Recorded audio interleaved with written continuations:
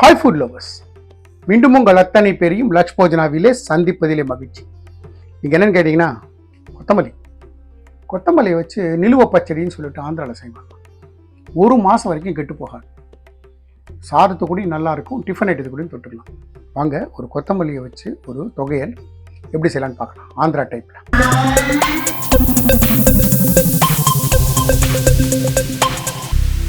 நான் நல்ல பெரிய ஒரு கட்டு கொத்தமல்லி வாங்கி நல்லா வாஷ் பண்ணி கட் பண்ணி வச்சுருக்கேன். ஒரு 2 பிடிச்சபடி இருக்கும். நல்ல ஒரு பெரிய கட்டு கொத்தமல்லி ஒரு கட்டு எடுத்துருக்கேன். ஸ்டவ் ஆன் பண்ணி ஒரு கடாய் வைக்கிறேன். கடாய் சுடட்டும். நான் 2 டீஸ்பூன் கடுகு எடுத்திருக்கேன். கடுகு சேர்க்குறேன். 1 டீஸ்பூன் வெந்தயம். இதை நல்லா ரோஸ்ட் பண்ணுறேன். ஃப்ளேமை ஸ்லோ பண்ணி ட்ரை ரோஸ்டிங்கு. கடுகு வெடிக்க ஆரம்பிக்கும் போது ஸ்டவ் ஆஃப் பண்ணிடலாம்.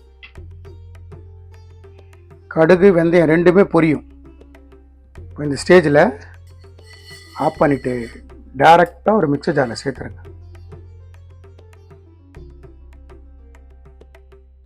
வெடிக்குது பாருங்கள். இப்போ இதே கடாய் நான் ஆன் பண்ணி வச்சுருக்கேன். ஒரு ஸ்பூன் எண்ணெய் விட்டுக்கிறேன். நான் விட்டுக்கிறது நல்லெண்ணெய். இதில் 2, 3, 4, 5, 6, 7, 8, 9, 10, ஒரு 12 காஞ்ச மிளகாய். இதையும் இந்த எண்ணெயில் ஸ்லைட்டாக பொரிச்சிருக்கோம். ஃப்ளேமை ஸ்லோ பண்ணிக்கோங்க, கருகக்கூடாது. நம்மளோட மிளகா பார்த்தீங்கன்னா நல்லா உப்பி வந்திருக்கு பாருங்கள். இதையும் எடுத்து டைரெக்டாக மிக்சர் ஜாரில் சேர்த்துருங்க. பாருங்க, இந்த மாதிரி நல்லா பொரிஞ்சு வரும். மிக்சர் ஜாரில் சேர்த்துருங்க. சேர்த்துட்டு இதே எண்ணெயில் நம்ம இந்த கொத்தமல்லி இருக்குல்ல,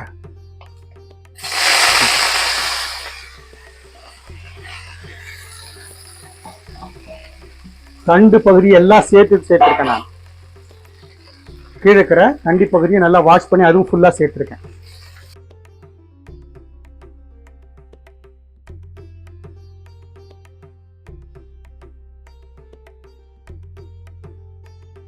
இந்த மாதிரி ஸ்லைட்டாக சுருளை வதக்குங்க. வதக்கிட்டு ஸ்டவ் ஆஃப் பண்ணிட்டேன். இந்த ஸ்டவ் சூட்லேயே இன்னும் அப்படியே வதங்கட்டும் கொஞ்ச நேரம். இப்போது நம்ம வறுத்த வெந்தயம், கடுகு, மிளகாய் வத்தல் ரூம் டெம்பரேச்சர் வரட்டும். முதல்ல இதை அரைச்சிக்கணும். அரைச்சினதுக்கப்புறம் இது கம்ப்ளீட்டாக ரூம் டெம்பரேச்சர் வந்ததுக்கப்புறம் இதையும் சேர்த்து ஒன்றா சேர்த்து அரைக்கணும். நான் அரைக்கும் போது உங்களுக்கு காட்டுறேன். இப்போ நம்மளது ரூம் டெம்பரேச்சர் வந்துடுது. நான் அந்த காம்போடு தான் அரைக்கிறேன். அரைச்சிட்டு உங்களுக்கு காட்டுறேன். இந்த மாதிரி அரைச்சிருக்கேன். கடுகு, வெந்தயம், காஞ்ச மிளகாய் இந்த மாதிரி அரைச்சிருக்கேன். அரைச்சதுக்கப்புறம் இந்த டிஷ்ஷுக்கு தேவையான சால்ட், ஒரு சிறு துண்டு புளியை தண்ணியில் ஹாட் வாட்டரில் ஊற வச்சுருக்கேன். ஹாட் வாட்டரில் ஊற வைங்க, பச்சை தண்ணியில் ஊற வைக்காதீங்க. இதை இதில் சேர்த்துருங்க. இது கூடவே நம்ம வதக்கின இந்த கொத்தமல்லி,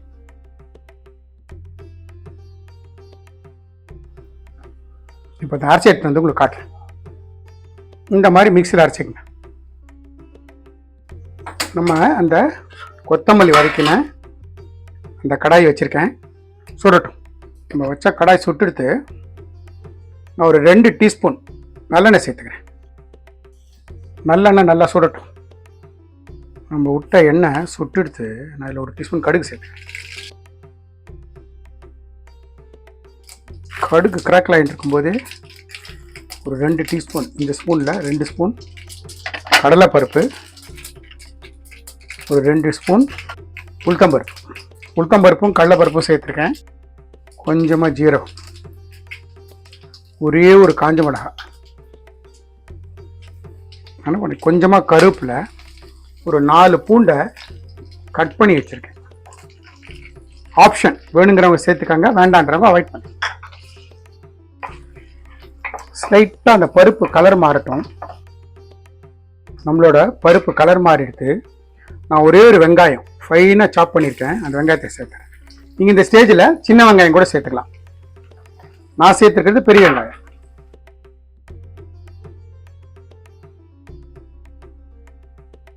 வெங்காயம் சீக்கிரமாக வதங்கிறதுக்கு கொஞ்சமாக உப்பு.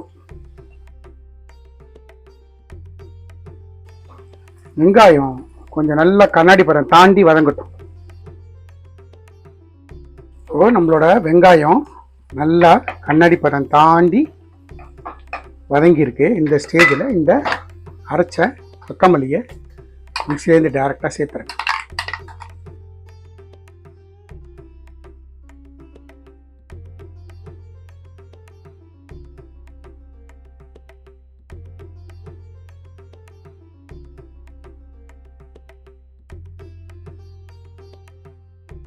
நான் ஃப்ளேமை லோ டு மீடியம் வச்சுருக்கேன். இந்த ஸ்டேஜில் 1/2 டீஸ்பூன் வெல்லம், கொஞ்சமாக பெருங்காயத்தூள் சேர்த்துட்டு எல்லாத்தையும் நல்லா மிக்ஸ் பண்ணுறேன். இது நல்லா குக்காகி நம்ம விட்ட எண்ணெய் பிரிஞ்சு வரணும். அந்த ஸ்டேஜ் வரைக்கும் இதை குக் பண்ணணும். கம்ப்ளீட்டாக ஒரு ட்ராப் தண்ணி கிடையாது.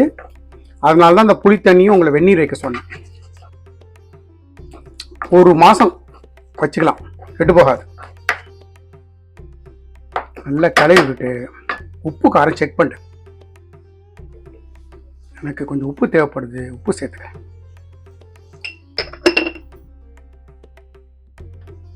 இப்போ எண்ணெய் நல்லா பிரிஞ்சு வரட்டும், அது வரைக்கும் குக் பண்ணு. லோ டு மீடியம் வச்சு நடுநடுவில் ஒரு வாட்டி இந்த மாதிரி கலரி விடுங்க. பார்த்தீங்கன்னா இப்பயே தெரியும் உங்களுக்கு, இது பாத்திரத்தில் ஒட்டாம தொக்கு பருத்துக்கு வருது பாருங்க.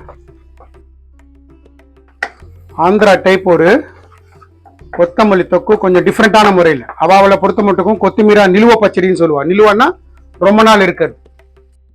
பார்த்தீங்களா, ஃபுல்லாக சைடில் நம்ம விட்ட எண்ணெய் பிரிஞ்சு வருது. இந்த ஸ்டேஜ் வரைக்கும் குக் பண்ணிவிட்டு ஸ்டவ் ஆஃப் பண்ணிட்டு நம்ம ஆந்திரா டைப்பில் செஞ்ச ஒரு கொத்தமல்லி தொக்கு அட்டகாசமாக தயாராகிடுது.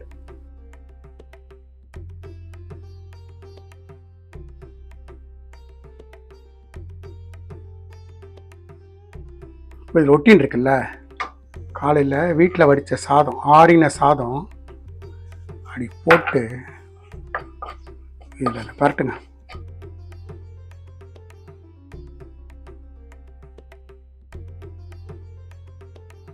ஸ்லைட்டாக கொஞ்சம் நல்லெண்ணெய், ஃபியூ ட்ராப்ஸ் போட்டுட்டு இதில் பரட்டி சும்மா ஒரு ரூபா எடுத்து சாப்பிட்டு பாருங்க. ஃபென்டாஸ்டிக்காக இருக்கும். ஆந்திரா டைப்பில் செஞ்ச கொத்தமல்லி வச்சு செஞ்ச ஒரு தொக்கு, ஃபென்டாஸ்டிக் ரெசிபி. சாதத்தை கூட கலந்து சாப்பிட்டு பாருங்கள், ஃபென்டாஸ்டிக்காக இருக்கும்.